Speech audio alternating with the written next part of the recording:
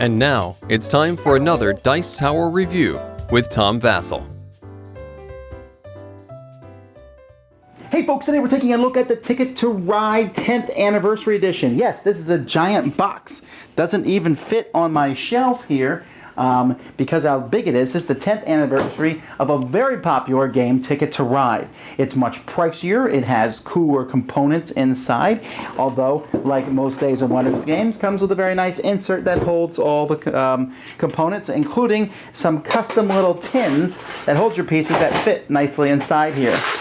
Now, I love Ticket to Ride. It's one of my favorite games, in my top 10 of all time. If you've never played Ticket to Ride before, I'll show you a little bit about how to play it. But first, let's talk about the differences between this game and the original Ticket to Ride.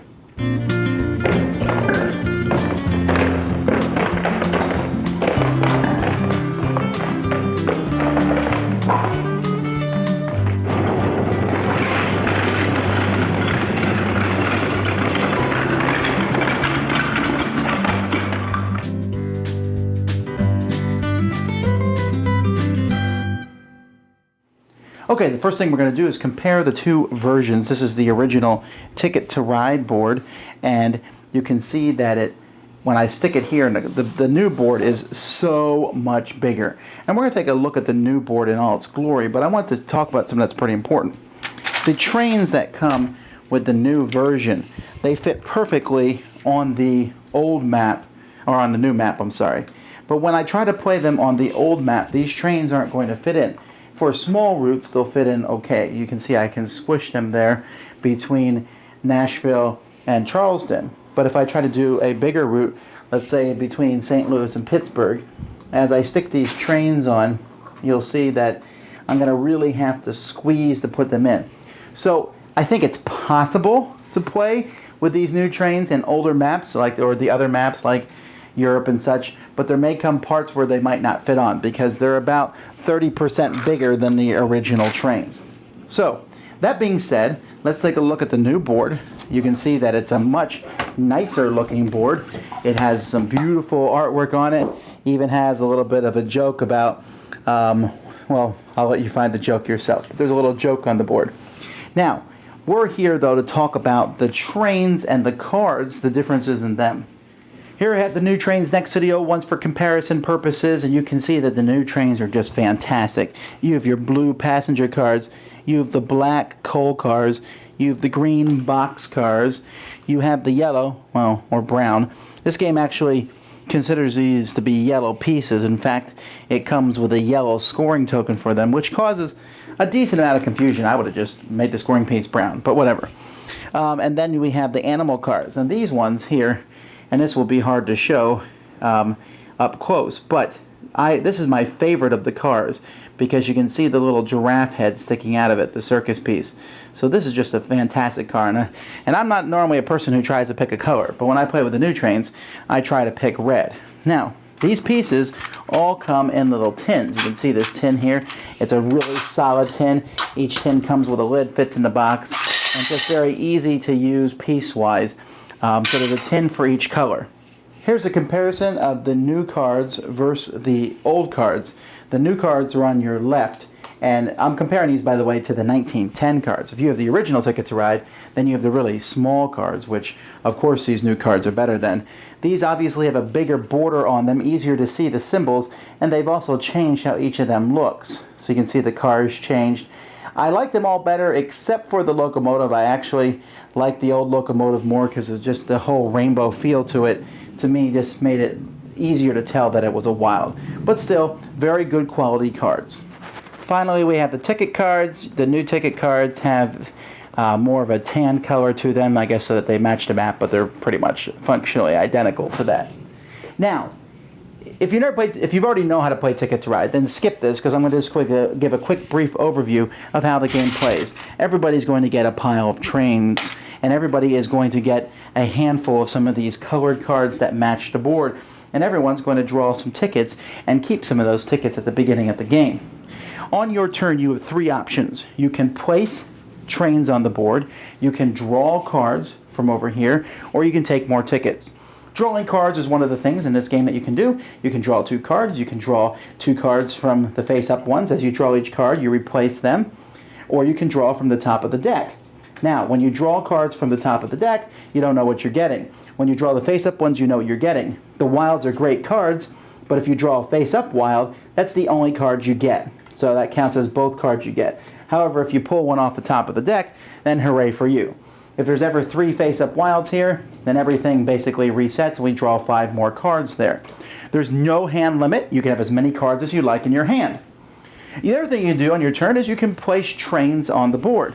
When you place trains on the board, you need to play cards that equal what you're trying to do. So if I'm trying to connect Kansas City here to St. Louis, I can play 2 pink cards or 2 blue cards.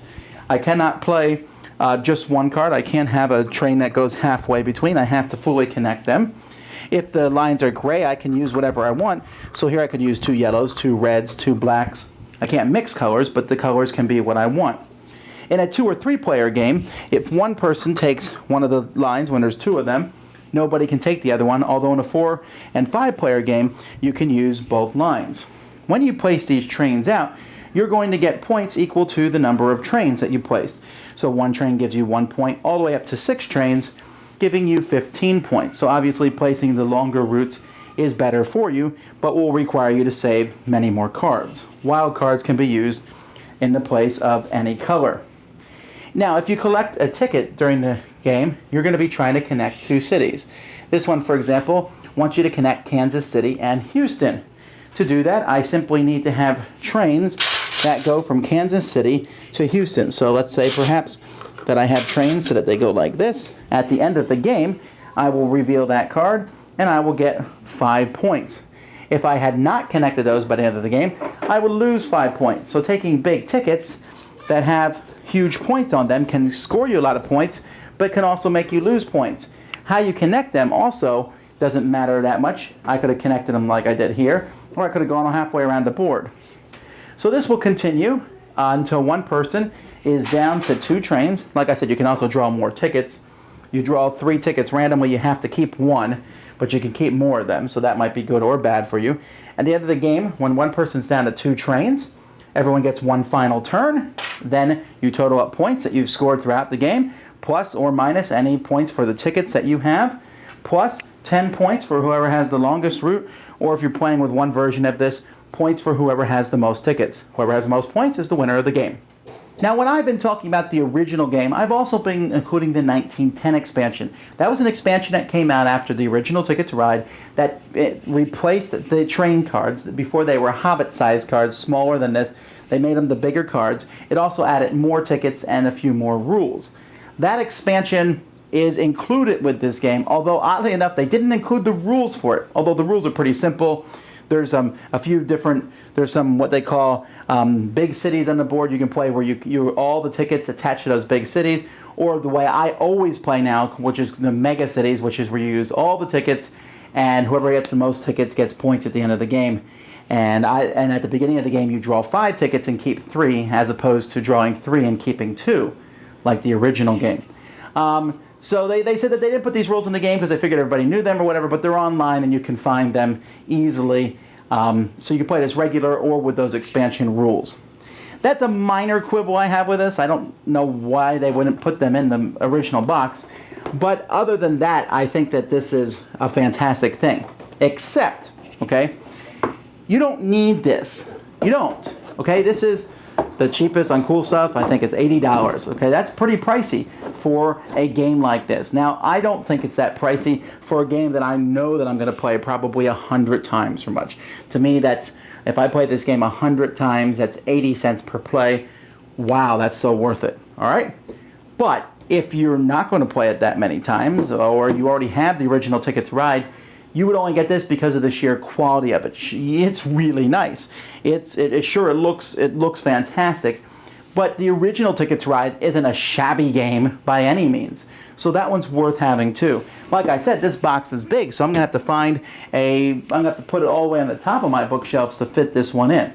But I have all my Ticket to Rides mixed together. I have Europe and Markland and Nordic countries and Switzerland and Africa and Asia and India. So I have all these different maps, everything's mixed together. If I want to play with people who just come over and I want to teach Ticket to Ride for the first time, you can bet I'm always going to bring this one out. This is just a fantastic version of it. It's not for everybody. There's no reason that you need this beautiful game. But you know what? On the other hand, I don't think it's a bad idea to invest in a game like this. I've always thought this game was amazing, so why not invest in a very nice version of it? And if you're looking for a nice version, you're not going to get any nicer than this. Well, maybe if they added gold trains, but that's kind of ridiculous. Anyhow, a cool upgrade. If you've never played Ticket to Ride, I'd play it first, and if you love it, get this one. If you really like it, then get the original Ticket to Ride. Thanks so much for watching the Dice Tower videos. Find more great videos and reviews as well as our top-rated audio podcast at Dicetower.com. You can also find other great shows at Dicetowernetwork.com. I'm Eric Summerer, and you've been watching The Dice Tower. The Dice Tower is sponsored by Cool Stuff Inc., where you can find great games for great prices. Cool stuff in stock. Check them out at CoolStuffInc.com. Shut the door!